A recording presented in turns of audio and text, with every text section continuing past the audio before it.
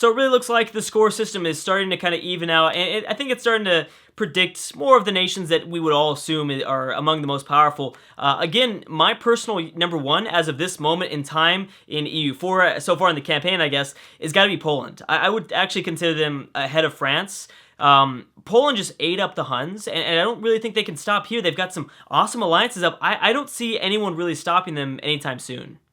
I think the only way we see some sort of a breakdown is if it's between Poland and Russia. And obviously, it could be a huge coalition that forms. If there are multiple wars that declare war on a specific nation, then yeah, I mean, I think we could see just about any nation right now fall apart. But the problem is that they've got strong alliances. That's the big thing that's keeping Poland on my list of number one, is because they're allied to Venice, Rome, Riga, and Sweden. Again, maybe if Russia teamed up with Austria, Greece, and Byzantium, they would still need more than that. You'd still need more. Maybe you need the Germans, you need France, because France would have to get military access somehow and move all the way towards Polish territory. They'd have to move through the Austrian Empire. So, I don't know. I think definitely number one right now is Poland. And we'll see if it stays like that. Again, they're right in the middle here. So it's going to be tough for them to continue to expand, while a lot of these nations out here in the proximity are going to, they're continuing to push forward, and they're only going to gain more and more strength as time goes by. But anyways, let's continue onward. We have a few wars that are going on. A huge war that Florence declared on Carthage. Now, this was a reconquest of one of the regions I think that they lost to Carthage. Yeah, definitely. Obviously, that's the case. Yeah, it's these islands here just east of Iberia. So they want to take this back, and actually they even made a landing. Well, I don't know if it's going to go for very much longer, but they made a landing so far in North Africa. They've got 14 Floretian. What is the term for people of Florence? Floretians, isn't it? Florentians? I don't know, but they've got Florence regiments here, and now they just got pushed back. I think they got stack wiped actually. They didn't get any of their alliances, but this is a pretty big war here. They've got Spain in on their side, England as well. Yeah, England as well. But then again, I mean, if Carthage is more compacted in, Carthage, Songhai, and Egypt, they all have their alliances close by, and I'm sure they all have military access. Ooh. So what happened here? I don't think anything, right? Rome just peaced out with Carthage, and it looks like nothing. Yeah, I mean, that was a crusade that Augustus had declared, and that was probably not the smartest move. Yep, no, that's all the same, I think. And actually, wait a second. Is this a core of, yeah, Rome considers this to be a core. It looks like Songhai managed to grab something away from Augustus. Just one. Nothing too much. And man, the Spanish colony, are people actually trying to protect this? Well, Portugal's trying. I forgot Portugal's in on this war as well for Florence. See, that's the problem, though. I mean, that was the risk, and I love it. That the Europeans took a big risk. The Europeans that decided, and I'm mainly looking at Spain, the Europeans that decided to say, screw the New World for a little bit and go after these colonies that they for sure could have kept, like this colony here in the middle of Africa. Obviously, I don't think the AI knew. Maybe they did. I don't know. But for the AIs that decided, like Spain, to go for Africa and kind of remain in control of these colonies instead of obviously having to lose it and form a whole new nation in itself, it's interesting. I don't know who ultimately is going to get the better payoff, because again, these colonies might kind of revolt from their overlords, like Brazil and England. That might definitely happen. That probably will. And Canada and the Celts, that might certainly happen as well. But then again, you have to think that for the people that colonized Africa a lot, like Rome and Spain, and kind of, puts the New World. I mean, now they're starting. Both Rome and Spain are doing a better job now colonizing the New World because they kind of have to. They don't have anywhere else to go. They took some huge sacrifices because the massive Sunni alliance is formed up with Egypt, Carthage, Songhai, and Morocco, and they're not able to defend these territories. So it's complicated. I'm interested to see what pays out in the end most for Europe. Was it to go after these solid colonies here in Africa, or should they have gone more of a route of England and grabbing and rushing to the New World as fast as possible? Because England got up a lot of provinces really fast in South America, and then they moved straight to North America. And they actually have the most control over the most amount of colonial nations: Brazil, New England, and Louisiana. They just formed Louisiana not too long ago, and they're only going to continue to press these colonial nations. Man, it's going to get crazy, but I don't see them staying in control for very much longer. 80 liberty desire for Canada. That's a big deal. 70 for Brazil. Only 36 for Colombia, and I'm sure La Plata's not thinking of it anyways either, because, I mean, William's a little bit too strong. Too bad for Morocco. I would have liked to have seen a Moroccan colony, but I don't think that's going to happen. Yeah, definitely don't think that's going to happen. Any more wars that are currently happening? Yeah, we've got another big one. Sweden versus Denmark again. They called in their buddy of William, and William obviously... Oh, Russia joined in, Riga joined in, and Poland. Dang, that's a landslide. That's not even fair. That's a huge one, though. I mean, Denmark's screwed. This is probably going to keep Poland's armies preoccupied with Austria. Well, who knows? I don't know. We might actually see Poland grab away some Austrian provinces away. It's possible. I mean, Austria and Poland, these lands here in the eastern part of the Austrian Empire have been going back and forth for a while now. It's exchanged hands at least 3 times. It was Austria's before, then it's Poland's, then Austria grabbed it back. I think we might see it exchange hands again. More than likely. Because Austria really has no one... Well, I guess Rome's going to help them out a little bit. But then you have William in the west helping out Poland. Austria's got to fight 2 different fronts. All Rome can do is just rise up from the south and realize, oh my gosh, there's just so much going on, and their heads are going to explode. I just don't think it's going to happen. Ooh, but if pretender rebels rise up like that, a lot of them, that might help out Austria and Rome. But still, yeah, I don't say this is this. Yeah, look, I mean, virtually, I see no Austrian army. I know that there's an okay Roman army. They're not sending them over this way, though. 31 stack that they're not even using. We actually might see some more people join in on this war at some point. Ooh, jeez, that's tough. And Denmark has no colonies either, so that's important to remember. Dang, Sweden has just claims on almost every single province that Denmark owns. Sweden just, oh man, they do not like Denmark. I mean, that seems accurate. I mean, as I watch you guys in the comment section, always seems to be a very friendly but fun rivalry between Sweden and Denmark. It seems only natural that we see that sorts of things in these AL only campaigns, not only in EU4 but in the Civ 5 campaign. We're seeing it too. They always have some sort of dislike for each other. Wait a sec, what happened here? Is it just me? Wait. Who grabbed this? That was a claim on Poland. Why does it look so weird to me? I don't know why that looks so weird to me. It looks like Russia just, took one nice chunk out of Polish. Maybe it's just because the font is changed up a little bit more north. You know what I mean? Maybe the font of the Polish was changed, and that's why I'm getting the vibe that Catherine took something. But no, that's not the case. Yeah, no, I don't think so. How's Florence doing? Florence should be fine. Although there's this... Well, I mean, they've got Spain on their side, but Spain isn't kind of sending anyone from Iberia. That's the problem.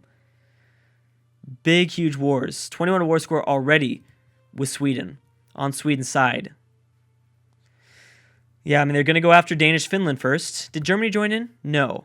But does Germany have a truce up almost? No, not till 1632, again next year. So Bismarck is able to declare war once again on Harald's next year.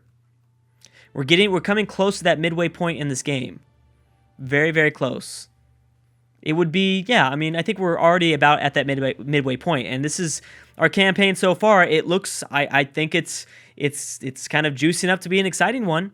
It is certainly juicing up to be very, very exciting. I think that because of the colonial nations and the Europeans that are supporting this, I think the New World's going to be almost completely colonized. Again, there's still going to be like a handful of provinces that are not colonized, but I think most of Asia is going to be completely under someone's control. More than likely, it looks like it's going to be Sweden, but who knows?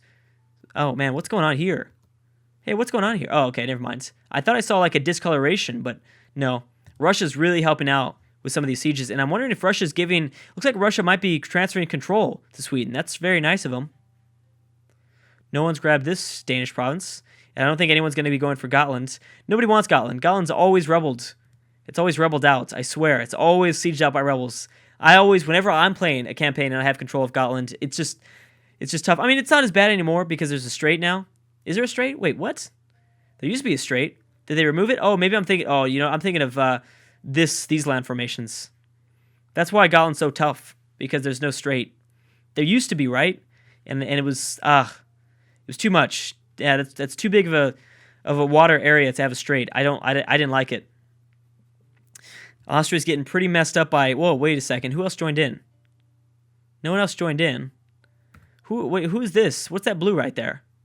Sweden? Sweden's actually helping out? I don't know if you should be doing that, but okay, I'm not gonna judge you. It's fine. Still, Florence is still at war, and again, Florence has landed some stuff. Oh, did they peace out? Yes, they did, because Florence grabbed their islands west off Iberia. Well, good for Florence. They had a successful war. Grabbed themselves a bit more power. Again, I still really, really want them to kick out Rome. I hate this part of the map. Absolutely hate it. Or if France does it too, that's cool too. I mean, either way, just make it happen. Please. France or Florence, please kick out Rome. I don't like it. Rome's got Iberia, so it's fine. Rome eventually, I think, is going to be able to push back the Venetians at some point. I don't see Venice controlling that much power, staying in this much control. I mean, they're dropping in scores, so that's part of it. Dang. Genoa's at 22.9 overall trade value. Wow, 23 now in the Genoa trade node. Then we have 15.6 in Venice. English Channel is at 37.7. Dang. Wow, how about Alexandria? That's always a profitable one. 14.1, it's okay. Constantinople's at 10.9. Kiev's not having anything. There's a few that are just completely being... well, because since there's not that many small nations, that's why we're seeing a lot of these trade nodes almost completely bypassed and transferred. The Baltic Sea's at 8.9. Novgorod's doing good at 14.4. Seems like that's the biggest one. I mean, Persia's doing successful. I'm surprised at how valuable the Persian trade node is. That's not usually the case. Nothing really in the New World's that economic, not really that economically profitable. Of course, the Caribbean is. Caribbean's always going to be number one. Is Spain at worth? Wait a second. Is Spain at worth Rome? Yeah, it looks like they are. Wait a second. When did that happen? No. I am confused then. Who is this? Oh, that's the Netherlands. Oh, we knew about that. That's because of the other war. Oh, and that's not because of William himself. That's the West Indies. All right, Austria. Again, with your just, oh man, completely eaten up. And I'm sure Bismarck's going to join in too. Just because Bismarck's that way. That's what Bismarck does. Persia's at worth, but... Oh, the Byzantium Empire again. Oh, that's fun.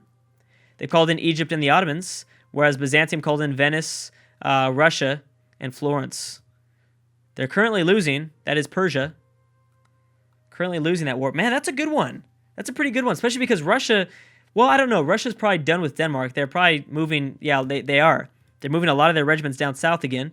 This is going to be a win for the Venetians, pushing back the Persian army, as well as that was a win for both the Venetians and the Russians. Ooh, man, Persia, you're getting pretty brave with some of this stuff. I know that you felt confident being allies to both Egypt and the Ottomans, but that's not enough. You're facing against Byzantium, Russia, and Venice. And don't forget about the strongest of them all, Florence. The absolute strongest of them all. Oh, dang. So there goes Austria. Denmark is still in this war. They're still involved in this war. Rome is also still involved. So Austria is done. Looks like William grabbed away some provinces. And again, I think that, yeah, Poland reconquested. Again, this is the third or fourth time that these provinces have exchanged hands. Austria is down to just so little. And again, as you can see, we just saw, what is this? I think they only lost one to William. They might have lost only one province to William in the west, but they lost quite a bit to Kashmir in the east. Dang. Rome's building up an army, though. They should be safe. There's no one really close to Rome. They shouldn't have to worry about it. So now it's just depending on whatever they want to take from Denmark. Rome will probably remain in the war until Denmark gets kind of forced to peace out. Another war going on between France and who? France and England. France and England. You brought in who? You brought Spain in on your side. Oh, that's for that one province, isn't it? Yep. That's just for that one province. I wonder if they're going to take anything else over, though.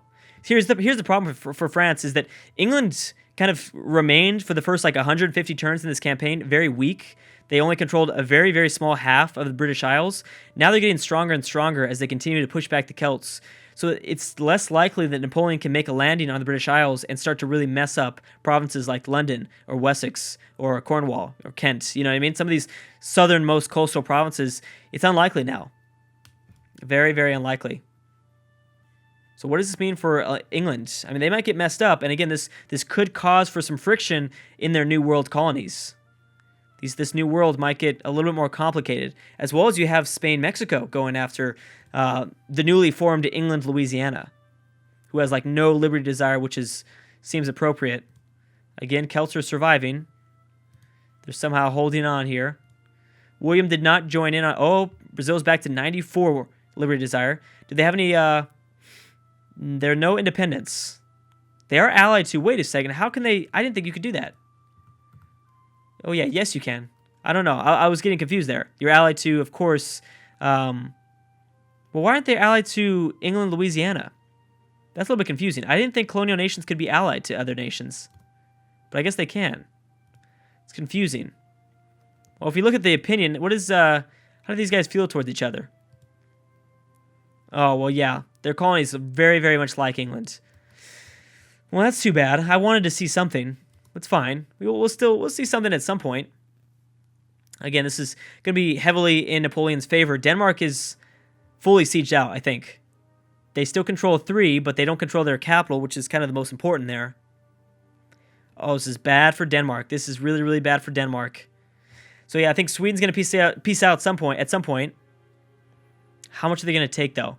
They, like we said, I mean, Sweden has claimed all of this stuff. So they'd be able to core it really fast. They'd be able to ask for it without taking much aggressive expansion back as well. Kind of scary.